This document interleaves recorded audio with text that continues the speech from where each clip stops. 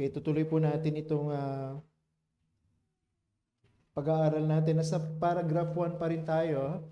At subukan po nating tapusin ngayon ang paragraph 1 para makapag-move on na tayo sa susunod naman na paragraph, which is paragraph 2. Nasa chapter 2 pa rin po tayo, ang title of God and of the Holy Trinity. So this is part 7. And hopefully last na po ito sa discussion po natin sa paragraph 1. So reviewin lang po natin ng konti yung ating mga nadaanan nung nakaraan.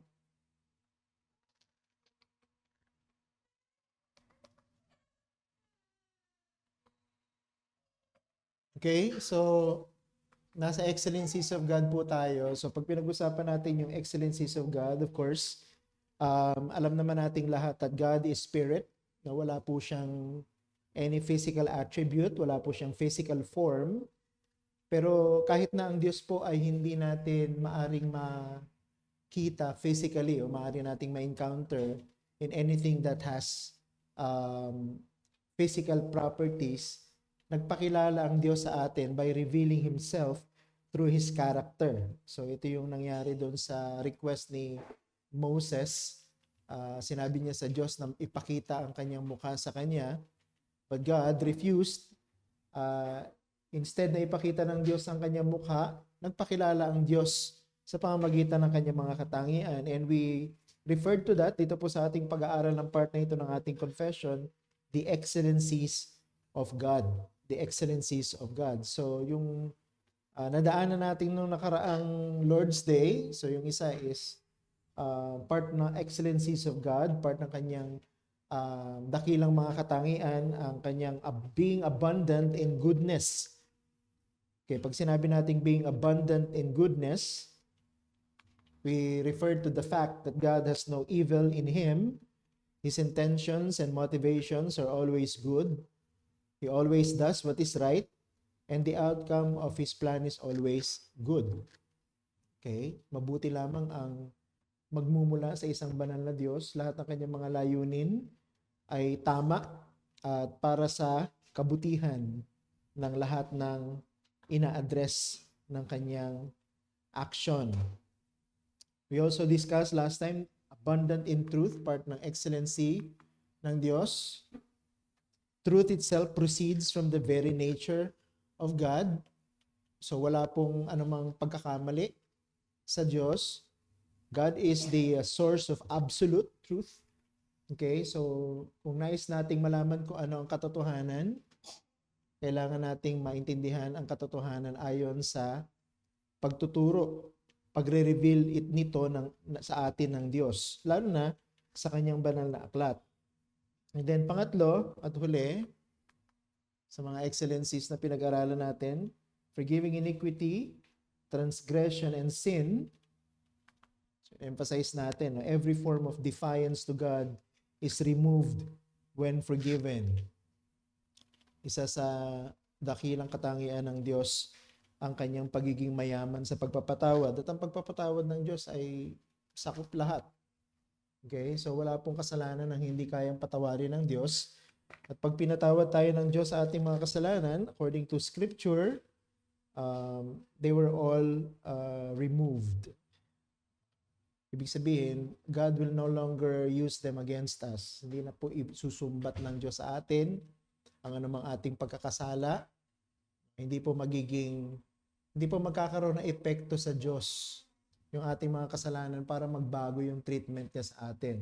Unlike tayo, minsan pagka masyado tayong emotional, hindi na tayo controlled ng reason, naalala natin yung mga offenses na ginawa sa atin, and somehow, naapektuhan yung ating relationship sa isa't isa because of past experiences, lalo na yung mga negative ones. Pero sa Diyos, walang ganon. Pag humingi tayo ng tawad sa Diyos, handa siya magpatawad at ang kanyang pagpapatawad ay ganap. Okay? So we will not dwell anymore on this because we discussed this already nung nakaraang pag-aaral natin sa topic na ito. So moving forward, nandito na po tayo sa huling bahagi ng attributes of God. Paragraph 1 pa rin yan. which is the justice of God. Katarungan ng Diyos o ang pagiging makatarungan ng Diyos na ito. So nasa huling bahagi po yan ng ating paragraph 1. The rewarder of them that diligently seek Him, and withal most just and terrible in His judgments, hating all sin, and who will by no means clear the guilty. So we label this sa ating pag-aaral as the justice of God. So gusto kong magsimula sa pamamagitan ng isang caution. Pag pinag-uusapan natin ang paksa na ito, mag-ingat tayo. We must never try to pit God's love against His justice. Madalas kasi ay pinagsasalungat yung katangian ng Diyos na siya ay mapagmahal at yung katangian ng Diyos na siya ay tapat sa kanyang hustisya o sa kanyang pagpaparusa. The love of God is just. Yung pag-ibig po ng Diyos ay matuwid. At ang pagiging matuwid ng Diyos kasama yung kanyang pagiging mapagmahal. Hindi natin pwedeng pagsalungatin ang dalawang katangian na ito ng Diyos. Kasi if we will do that, parang ibababa natin ang Diyos sa level ng pagiging tao. Kasi tayo, ganun, di ba? We sometimes have, what do you call this? Contradictory emotions. Minsan, yung mga nararamdaman natin nagsasalungat.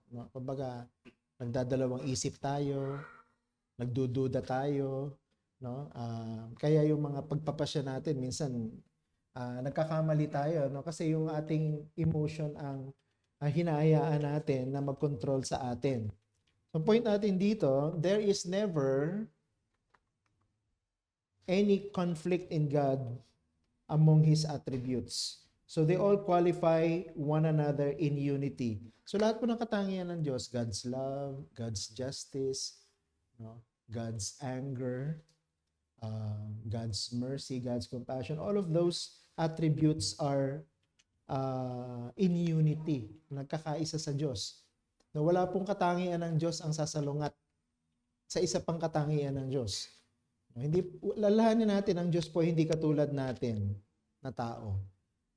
Sa Diyos po lahat ng kanyang mga katangian ay pantay-pantay at hindi po sila nagko-contradict with one another. So isa-isahin po natin yung mga katangian under this last statement dito po sa ating confession. Yung una diyan ay the rewarder of them that diligently seek Him.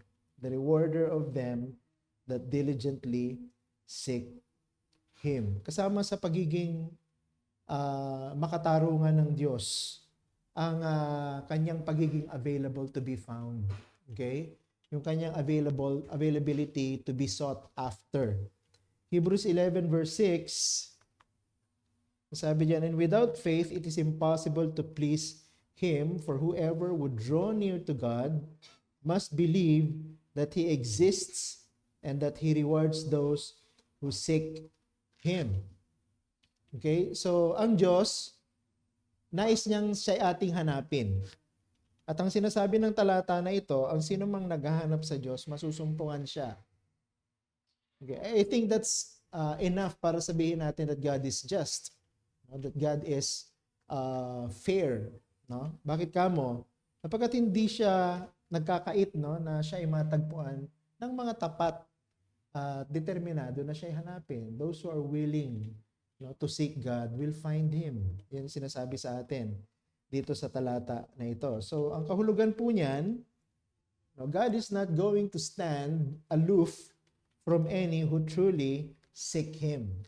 Hindi po magtatago ang Diyos sa mga taong naghahanap sa Kanya. Hindi po magpapakipot ang Diyos para siya'y matagpuan ng sino mang gustong siya ay mahanap. Di pa tayo mga tao, pagka ayaw nating magpakita, magtatago tayo. Mahirap hanapin ang isang taong ayaw magpakita. But God is not like that. Bagamat ang Diyos ay matayog, ang Diyos ay exalted above everything else, ang sino man honestly and faithfully nahahanap sa Kanya will definitely find Him. Deuteronomy chapter 4 verse 29. Sabi diyan, but from there you will seek the Lord, your God, and you will find Him if you search after Him with all your heart and with all your soul. Kita mo yan, no? So the only qualification or condition para masumpungan natin ng Diyos, hanapin natin siya ng ating buong puso at hanapin natin siya ng ating buong kaluluwa. At ang Diyos, matatagpuan natin. Di ba? I think that's a very good reminder para sa atin. Ang Diyos, hindi naman po nagtatago ang Diyos. No? At hindi imposibleng makita ang Diyos. No? Sabi niya, hanapin mo ko, masusumpungan mo ko kung hanapin mo ko ng iyong buong puso at ng iyong buong kaluluwa. Then Proverbs 8:17, sabi diyan, I love those who love me, and those who seek me diligently find me.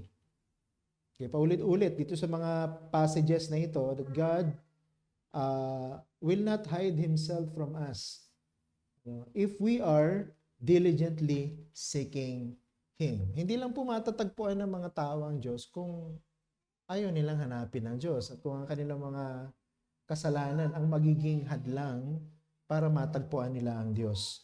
Pero ang Diyos, lagi siyang available para masumpungan ng mga humahanap sa Kanya, lalo ng mga Christian. Diba? Walang Christian ang pwedeng mag-claim na ang layo ng Diyos sa akin, or napaka-distant ng Diyos sa akin, or aloof ang Diyos sa akin, or God is not really interested in me. No, wala pong Christian ang pwedeng mag-claim ng ganyan. Because ito, konti lamang ito sa mga verses na available sa atin sa Bible, and all of them confirm na ang Diyos masusumpungan ng mga humahanap sa Kanya. I have a note here. The pervasive ignorance of God is not due to God being hard to find, but due to men hardly concerned to seek Him. Hindi natin makikilala ang Diyos, sabi ng iba. Ay imposibleng makilala ang Diyos. No? Kapagkat siya'y Diyos. No? Tayo'y nilikha lamang. Pero yung pagkaroon ng kawalan ng kaalaman sa Diyos ay hindi po dahil mahirap maintindihan at mahanap ang Diyos. Ang ignorance o kawalan ng pagkaintindi o pagkaunawa sa Diyos is because of the hardness of the heart of man. Ang tao ang dahilan kung bakit siya'y malayo sa Diyos. Ang tao ang dahilan kung bakit hindi niya masumpungan ang Diyos. So babalikan natin yung history, kung bakit malayo ang tao sa Diyos. Hindi naman dahil nilayo ng Diyos ang sarili niya sa tao. It is because of man and his sin. So dahil sa kanyang rebellion, dahil sa kanyang kasalanan, definitely magiging malayo ang Diyos. Bakit? Sapagkat ang Diyos ay banal. Ang Diyos ay walang kasalanan. God cannot associate Himself with sinful people. No? Pero hindi dahil nilayo ng Diyos ang sarili niya. No? Ang tao ang dahilan kung bakit naging malayo siya sa Diyos. Pero ang Diyos, pwede siyang masumpungan. Kaya nga maganda, may gospel truth tayo dito, no? Na para sa mga hindi mga mananampalataya. God is encouraging sinners to seek Him with the promise of being found. Sa evangelism natin, kaya tayo merong determination na dalhin yung gospel sa mga hindi mananampalataya. Sapagkat ang Diyos, gusto niyang siya'y matagpuan. At ang sino mang makasalanan na tapat na hanapin ng Diyos na ito, masusumpungan. Diba? Sabi nun sa Isaiah 55:6, sabi ng prophet Isaiah, seek the Lord while He may be found, call upon Him while He is near.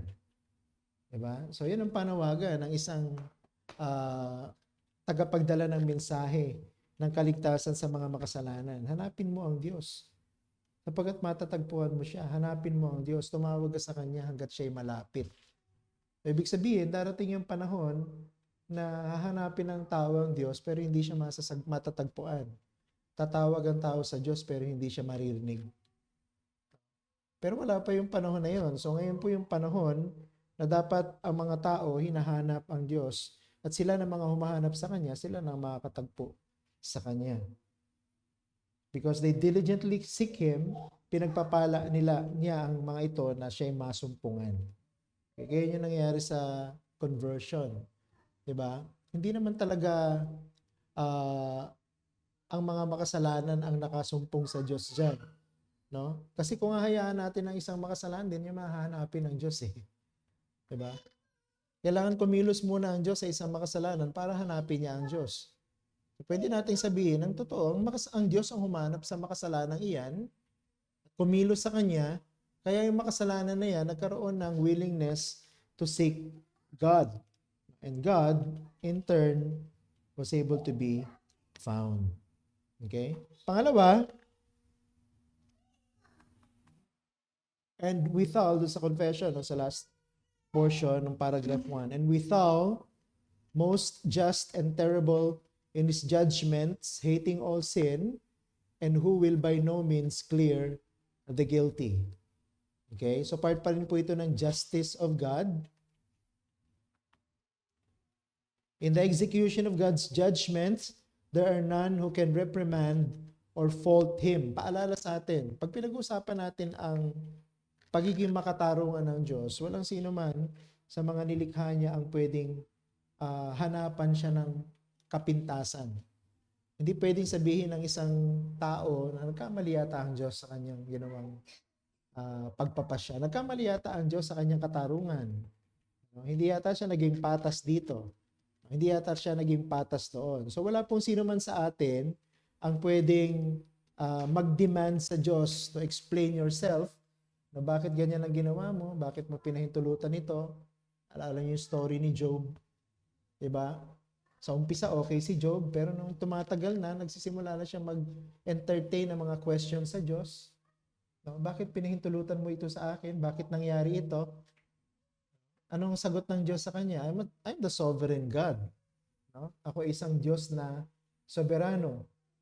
And Job understood right there and then, wala nga siyang karapatang questionin ng Diyos. Lalo na sa kanyang mga desisyon o pagpapasya patungkol sa kanyang buhay. So dapat ganun din sa bawat isa sa atin. We cannot question God's execution of His judgment. And we cannot command God to be like this or to be like that with regard to judgment or justice. Psalm 51:4, against you, you only have I sinned and done what is evil in your sight, so that you may be justified in your words and blameless in your judgment. Ito pong talata na ito ay from King David. No? At sinabi niya po ito from the context of his adulterous relationship with Bathsheba. Nung na-expose na yung kanyang kasalanan sa pamamagitan ng Prophet Nathan, wala naman siya nagawa kundi aminin yung kanyang kasalanan. I think that's a very good example for all of us to follow, no? Pagka ini-expose ng Diyos yung kasalanan natin, we cannot rationalize it. Hindi natin pwedeng ipakatwiran, hindi natin pwedeng ipaliwanag, hindi natin pwedeng pagandahin, kundi ang dapat natin gawin, aminin yung ating kasalanan sa harapan ng Diyos. Why? Because every sin that we commit is first and foremost against God. Itong talata na ito ay, ang context nito, kasalanan ni David kay Bathsheba. Kasalanan ni David sa husband ni Bathsheba. Okay? Pero ang sabi niya dito sa talata na ito, yung kasalanan niya sa Diyos. Kasi anumang kasalanan ginagawa natin, kahit na ba against someone else yan, sa ibang tao, sa mahal natin sa buhay, kasalanan na unang ginawa natin sa Diyos. Ano? Ang Diyos ang una nating nilalapastangan pag gumagawa tayo ng kasalanan. Kaya si David, nung in-expose yung kanyang kasalanan, sinabi niya, sa iyo ako, O Diyos, tunay na nagkasala sa aking mga masasamang ginawa. Observation natin dito, talata na yan, man in his sins cannot tolerate having to give an account of himself to his Creator. Okay? So, pagka na-expose yung ating kasalanan, admit and ask for forgiveness. Kasi yun ang una natin pinag-aralan, kung aaminin naman natin yung ating kasalanan sa harapan ng Diyos, patatawarin niya tayo. Diba? So anong pipigil sa atin para aminin yung kasalanan natin? Unless ayaw natin pagsisihan. Yun lang naman ang pipigil sa atin eh. Ayaw natin pagsisihan. Pero kung handa tayong magsisi, handa tayong humingi ng tawad, handa rin naman ng Diyos ang magbigay sa atin ng kapatawaran. And we should not tolerate any sin, no? And every sinner dapat magbigay ng pagsusulit sa harapan ng Diyos na lumikha. So, isa-isayin natin itong statement 2 na ito kasi medyo marami yan.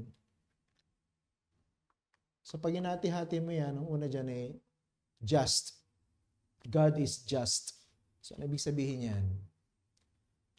God is just in that He rightly distinguishes the innocent from the guilty and deals with each accordingly. So, pag sinabi nating ang Diyos ay makatarungan, okay, alam ng Diyos kung sino yung walang kasalanan at alam ng Diyos kung sino yung may kasalanan.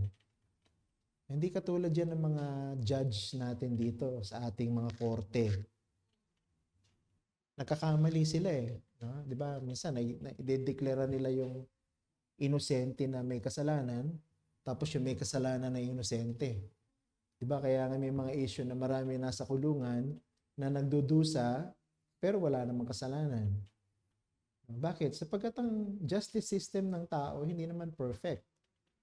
Okay? What can we expect from a justice system na pinangungunahan ng mga taong makasalanan?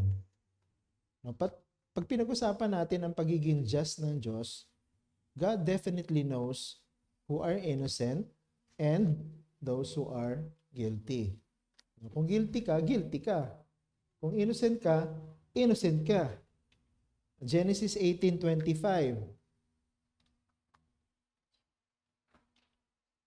Sabi yan, far be it from you to do such a thing, to kill the righteous with the wicked, treating the righteous and the wicked alike. Far be it from you, will not the judge of all the earth do right? Alala nyo yung nagpasya ang Diyos na gunawin yung Sodom and Gomorrah. Nakipag-bargain si Abraham kasi nandun si Lot, no? Sabi niya, gugunawin mo ba ang Sodom and Gomorrah kung meron pang natitirang mga matutuwid na tao? Alam natin yung naging transaction between God and Abraham during that time. Ang Diyos, hindi siya gugunaw ng isang syudad kung alam niyang merong mga inosente or those who are unlike the wicked dun sa lugar na yon. For the sake of those who are righteous, God will spare the entire city.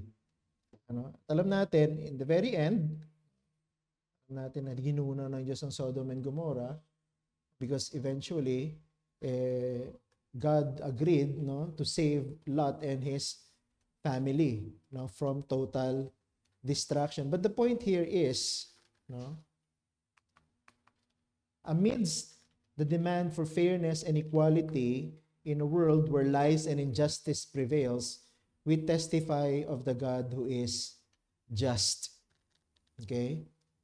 Kanino tayo mag-a-appeal kung gusto natin na makatanggap ng katarungan? Pwede ka naman mag-appeal sa korte. No? Pero kung mag-appeal tayo sa korte, magastos, and then at the same time, walang 100% assurance na matatanggap natin ang hustisya para sa atin. Diba? Sabi nga nila, silang mga mayayaman at makapangyarihan ang tumatanggap ng hustisya sa mundo na ito. Totoo nga ba yun? Maaaring sa maraming pagkakataon na totoo yan. That's why, siguro, may mga tao na nagpasya na sila na lang ang sisingil ng katarungan sa pamamagitan ng kanilang sariling pamamaraan. Yung mga vigilante groups, yung mga naglalagay ng hustisya sa kanilang mga kamay. Pero tayo bilang mga mananampalataya, knowing that God is just, we can only appeal to Him as the just judge of all things.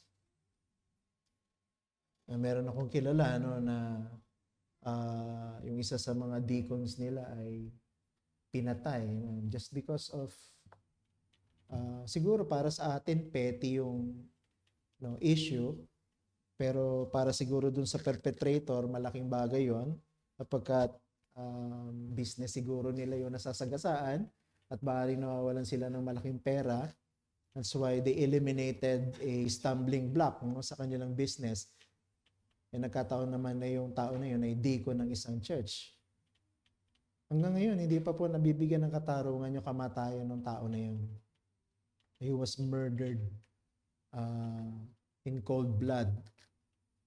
Ang paniniwala ng pamilya sa ngayon, makakamit pa rin nila ang hustisya mula sa Diyos. Okay? And I think that's a very good reminder for all of us. Kasi, hindi talaga natin makamit. That's reality dito sa mundo na ito. Hindi talaga natin makamit yung hustisya sa mundo na ito. Ma-disappoint talaga tayo, ma-frustrate tayo. Pero ang Diyos po natin ay just. Ang Diyos natin ay tiyak na magbibigay ng hustisya sa atin. So, hindi man natin makamit ang hustisya ngayon, darating at darating yung panahon that we will get what is due for us. At ang Diyos natin na makatarungan, ang gagawa niyan para sa atin. Now, isa sa mga application nito, yung example na binigay ko is a very extreme example.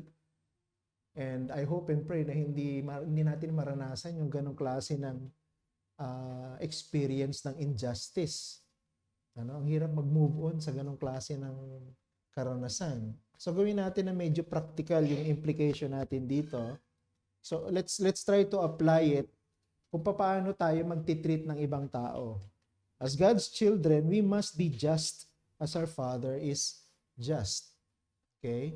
So tayo, bilang mga mananampalataya, dapat kung ano ang ama natin, ganun din yung ating maging paglakad sa ibabaw ng mundo na ito. So if we are talking here about God being just, ang Diyos being a fair God, so dapat tayo din bilang mga Christian, maging fair tayo sa lahat ng ating mga transaction sa mga tao sa mundo na ito and even relationship with all people in this world. Ephesians chapter 5 verse 1, therefore be imitators of God as beloved children. Kung ano yung ama natin, dapat lalakad din tayo ng katulad ng halimbawa na ipinakita niya sa atin. Kung ang Diyos ay patas, kung ang Diyos ay fair, dapat tayo maging patas, maging fair din. So that is something na pwede nating i-apply in many practical matters sa buhay natin. Estudyante ka man, parent ka man, trabahador ka man, pwede mong i-apply yan sa lahat ng iyong dealings with other people. Kahit lang doon sa pagbabayad mo sa jeep, o kaya pagsusukli mo sa tindahan. Yung mga ganyan bagay. Kung ang Diyos ay patas, kung ang Diyos ay fair, dapat maging fair ka din kung Christian ka. And then, hindi lang na ang Diyos ay just. Secondly, sabi diyan, God is terrible in His judgments. God is terrible in His judgments. Those who have experienced the judgments of God described in Scripture are described in ways that are frightening. Pag pinag-aralan mo yung Bible, at tapos may encounter mo yung judgment ng Diyos, to those who are found guilty, laging ang description ng mga tao na yon, na tumatanggap ng justice ng Diyos, they are extremely frightened.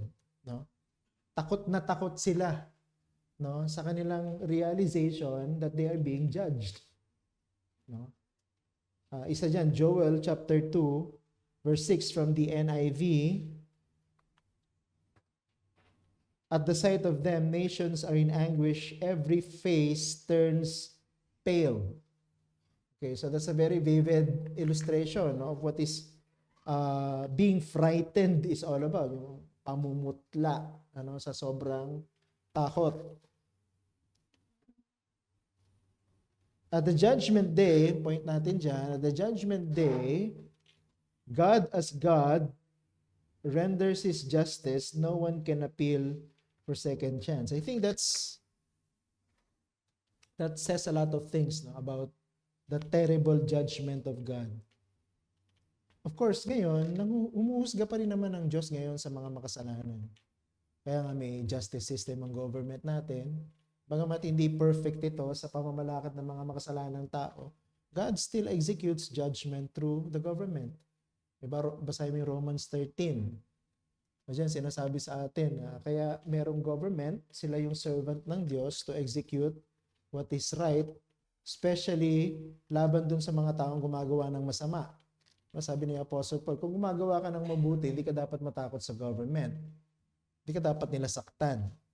Dahil ang government ay nandyan para sa mga taong sumusuway sa batas ng gobyerno. And I think the government is God's way of executing judgment sa mundo na ito, bagamat imperfect yung justice na yan.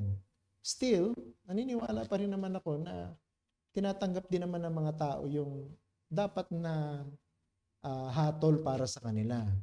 Bagamat mayroong mga nakakatakas talaga. Kaya nga, naniniwala din tayo sa turo ng Biblia that there will be a final day, merong huling araw kung saan maghuhukom ang Diyos. At sa araw na yon, sa paghuhukom ng Diyos, doon talaga mararanasan ng lahat ng lilikha ang pagiging nakakatakot ng Diyos pagdating sa kanyang paghatol. Dahil wala nang second chance pagdating ng final judgment.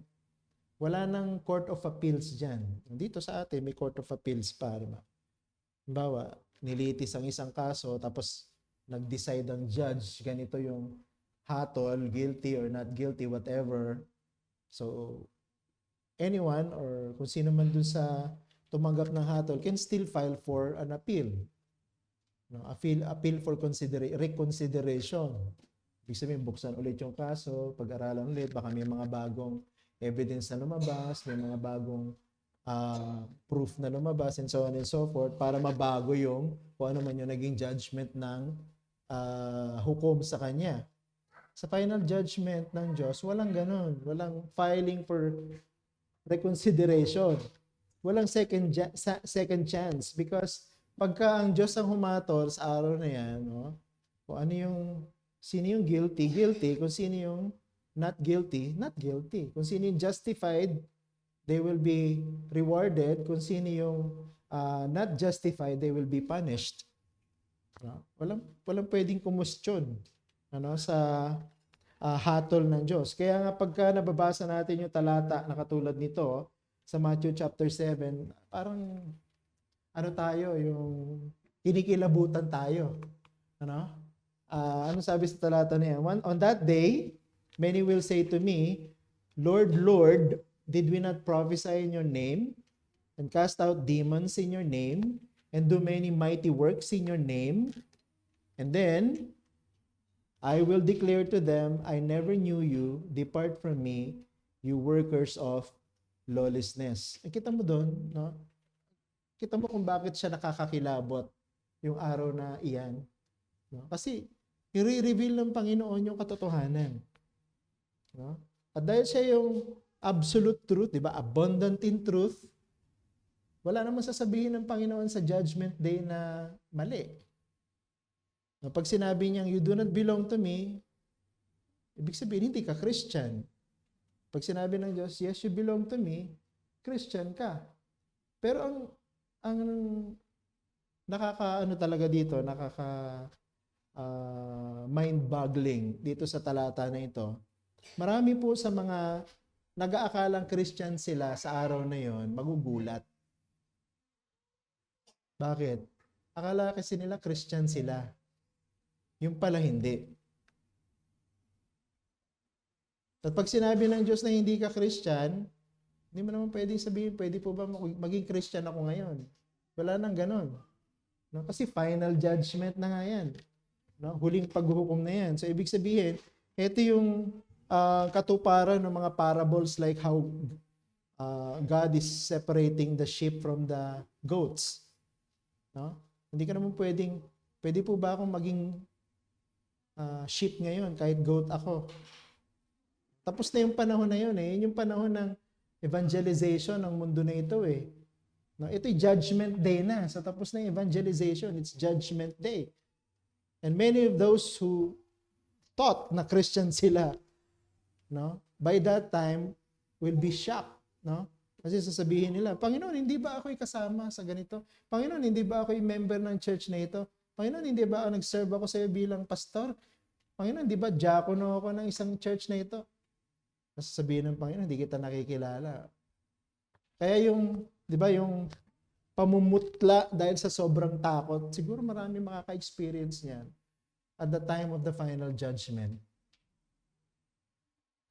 Di ba, nakakapangilabot yun, nakakatakot yun, di ba?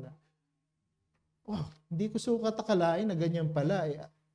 Kumpiyansa ako na nabubuhay ako sa ibabaw ng mundo, safe and secured ako because of my profession, yung ministry ko sa church, member ako ng church na ganito, I love my pastor, I love my fellow believers sa church, I serve them and so on and so forth. Nagmi-mission ako, nagbibigay ako ng support, giver ako sa church and so on and so forth. Tapos pagdating ng judgment day, sasabihin ng Panginoon, you will go to hell.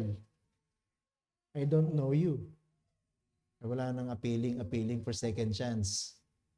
Hindi pwedeng sabihin, Lord, time first. Hindi, wala nang ganun dyan. Kaya nga, gospel truth natin dito,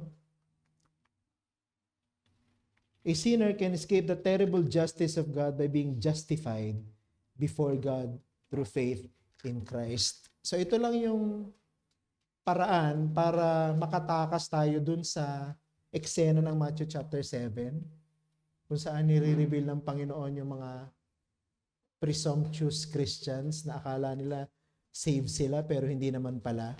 Hindi natin kailangan hintayin yung araw na yun kasi we are being offered justification before God through faith in Christ now.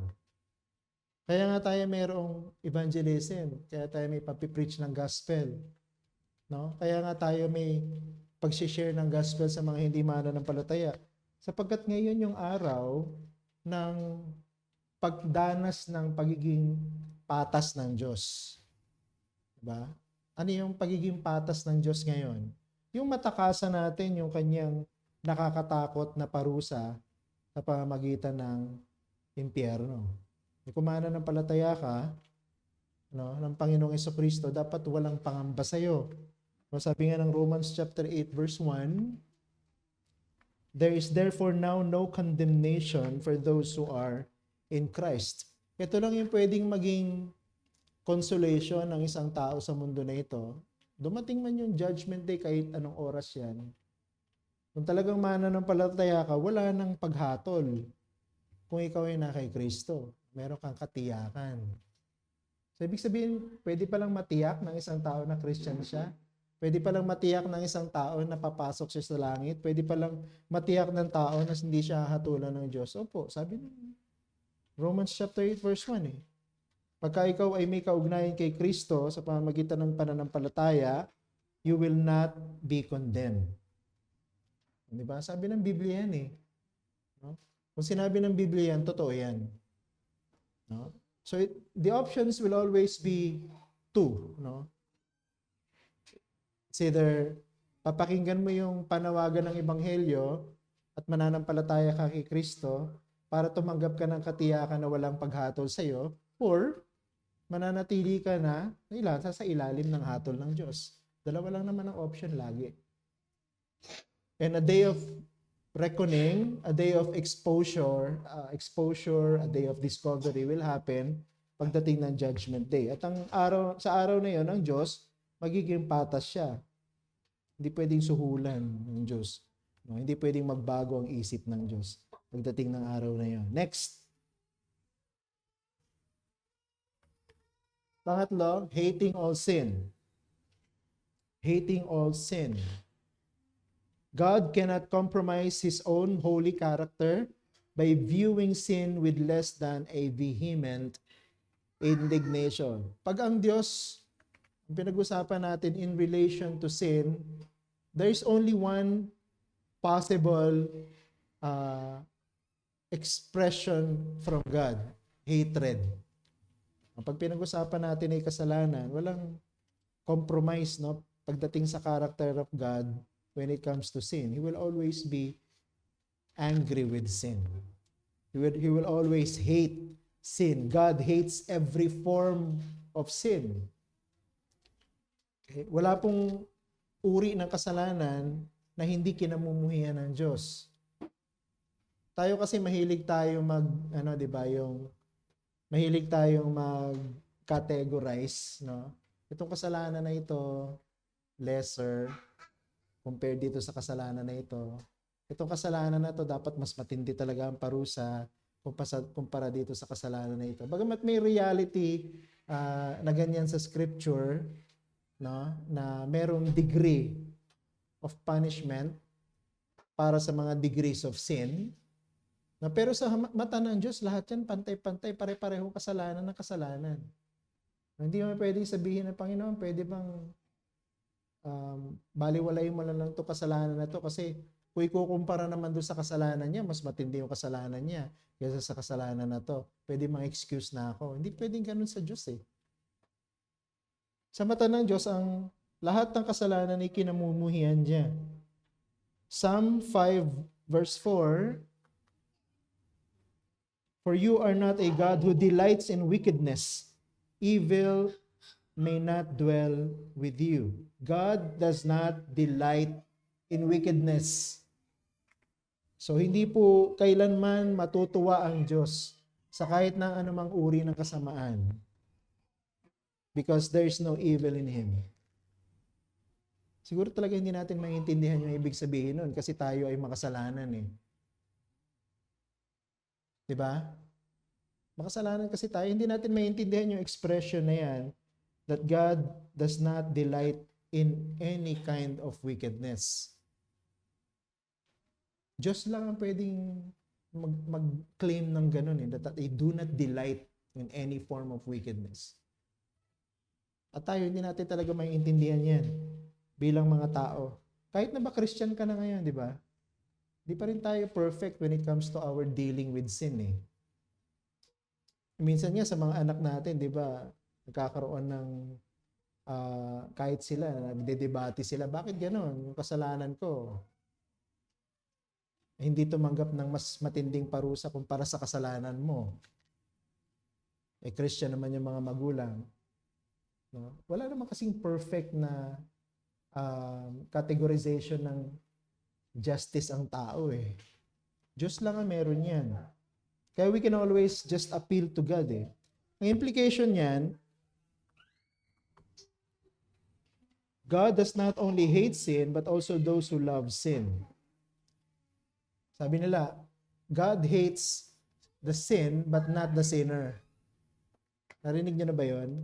Namumuhi ang Diyos sa kasalanan, pero mahal ng Diyos yung gumagawa ng kasalanan. Hindi po totoo yun. No? False dichotomy yan, kung tawagin, na okay lang na mahalin mo yung gumagawa ng kasalanan, basta kamuhian mo yung kasalanan ginagawa niya. Hindi pwedeng paghiwalayin yung gumagawa ng kasalanan dun sa kasalanan ginagawa niya. At ang Diyos, kinamumuhian niya ang kasalanan, maging ang gumagawa ng kasalanan. Kung gumagawa ka ng kasalanan, definitely God will hate you as well. Psalm 11:5. The Lord tests the righteous, but His soul hates the wicked and the one who loves violence.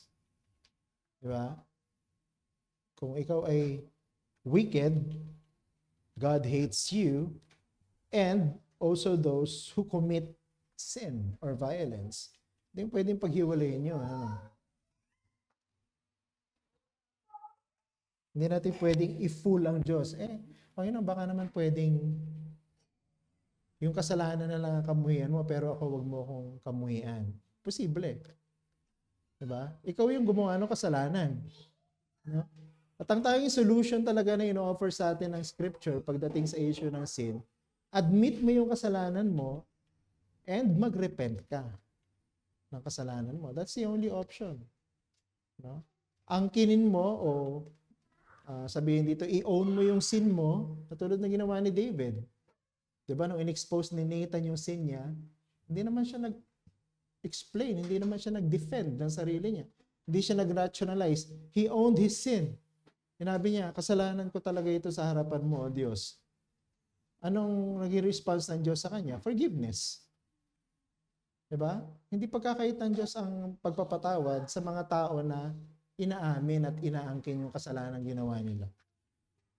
Okay? And then, lastly, and who will by no means clear the guilty. So this is the last line ng paragraph 1. And who will by no means clear the guilty. Anong kahulugan yan? When our Lord returns, He will judge with equity and truth.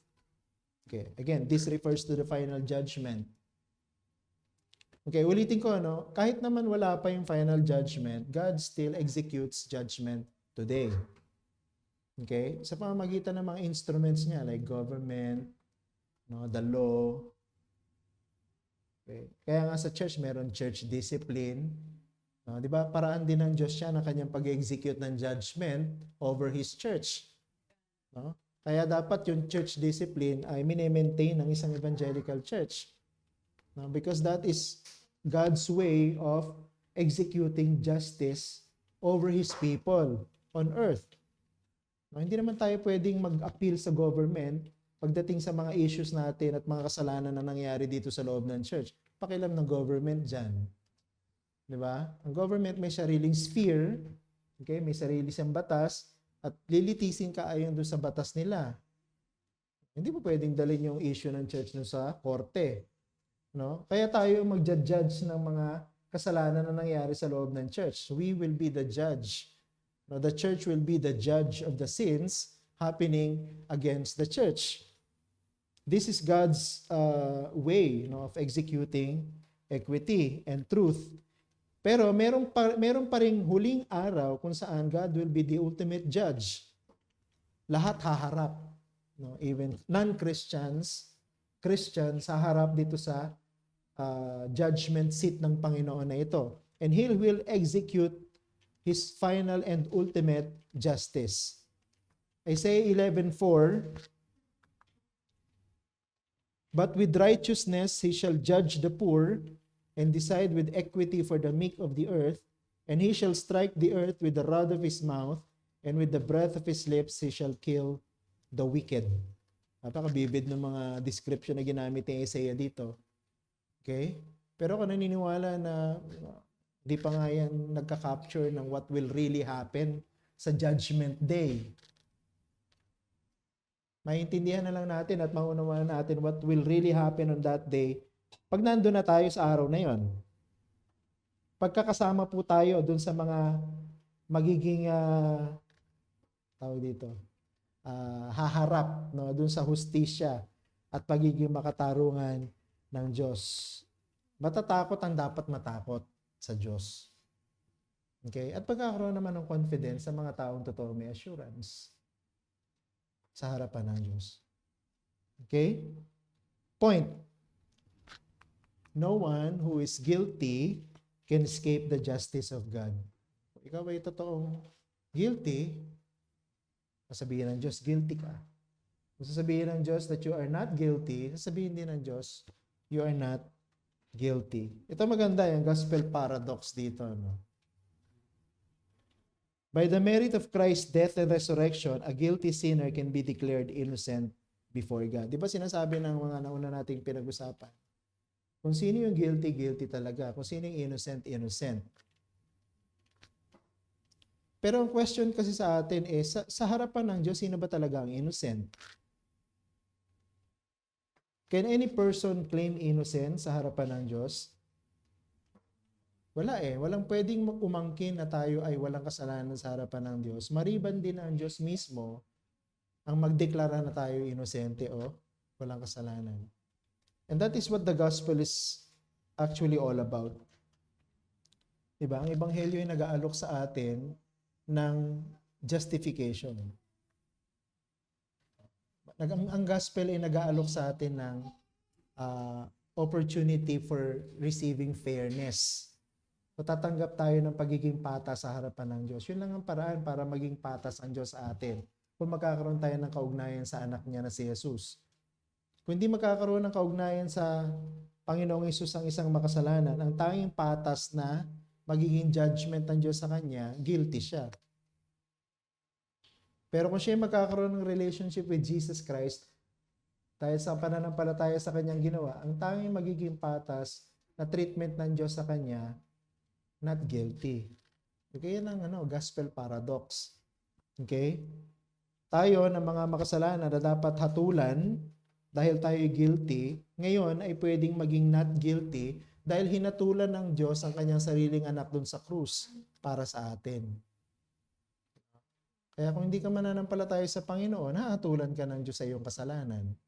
Kung nanampalataya ka naman sa Panginoon, hinatulan ng Ama ang anyang anak doon sa krus para sa iyo. Okay? And that is the only way for us to escape the justice of God, the punishment of God. Psalm 32, 1 and 2, Blessed is the one whose transgression is forgiven, whose sin is covered. Blessed is the man against whom the Lord counts no iniquity, and in whose spirit there is no deceit. So, sino daw po yung blessed according to this psalm? Those whom the Lord counts no iniquity. Those who are forgiven. Those who are now justified. Diba? Sila yung mga blessed. Philippians chapter 3 verse 9. And may be found in him, not having a righteousness of my own, derived from the law, but that which is through faith in Christ, the righteousness which comes from God on the basis of faith. Yan ang nangyayari sa isang Christian. Pag ang isang Christian nanampalataya sa Panginoong Hesukristo, he will receive a righteousness not of his own. Ang tawag ni Martin Luther dyan, alien righteousness. Ibig sabihin, nung naging Christian siya, meron siyang tinanggap sa Diyos. No? Instead of punishment, righteousness ang tinanggap. And that righteousness came from Jesus. Yung ating unrighteousness, di ba, pinasa ni Jesus sa krus, and by doing that, He earned righteousness for us na binibigay naman sa atin ngayon dahil sa ating pananampalataya sa Kanya. So there is this great exchange at the cross for a Christian. Okay? And I think that's the only way para ang isang makasalanan will be declared not guilty sa hukuman ng Diyos ngayon at sa darating na huling paghukom. Last verse, 2 Corinthians 5:21. Nandito ba? Hindi nakasulat? 2 Corinthians 5:21. Yan. For our sake, He made Him to be sin who knew no sin, so that in Him we might become the righteousness of God. This is the great exchange na dinidescribe ko. Para mapawalang sala ang isang makasalanan, merong tumanggap ng parusa na dapat sanay para sa kanya. At yung tumanggap ng parusa na yon, syempre, yung walang kasalanan. Okay? Kasi yun lang ang pwedeng pumalit para panghalili sa isang may kasalanan, walang kasalanan. At yun ay ang ating Panginoong Hesukristo. Siya ay walang kasalanan, no? Pero pinarusahan siya bilang makasalanan para sa atin. At dahil sa kanyang ginawa, He earned righteousness before God. At yung righteousness ngayon, na yan, na in-earn ng Panginoong Hesukristo because of His efforts, perfect life, perfect obedience, perfect sacrifice, ang itinuturing naman na sa atin dahil sa ating pananampalataya sa Kanya. Kaya hindi tayo tinatanggap ng Diyos because of our own righteousness. Tinatanggap tayo ng Diyos because of the righteousness of Jesus. Okay? Sabi namin, paano nagiging makatarungan yun? Ay, yan ang paraan ng pagiging makatarungan ng Diyos. Dapat magpasalamat tayo dahil ino-offer ng Diyos ngayon yan. No? Kaya niyang gawing matuwid ang hindi matuwid dahil sa kanyang kaugnayan sa Panginoong Jesucristo. Okay, so tatapusin natin dyan yung ating discussion ng paragraph 1. Okay, so this is the end of paragraph 1 ng chapter 2. Okay, so Lord willing, next Lord's Day, we will proceed to the paragraph 2 naman, no, ng chapter 2 and onwards, no, sa ating Meron po ba kayong question dyan? Dito sa justice of God na tinalakay natin ngayon.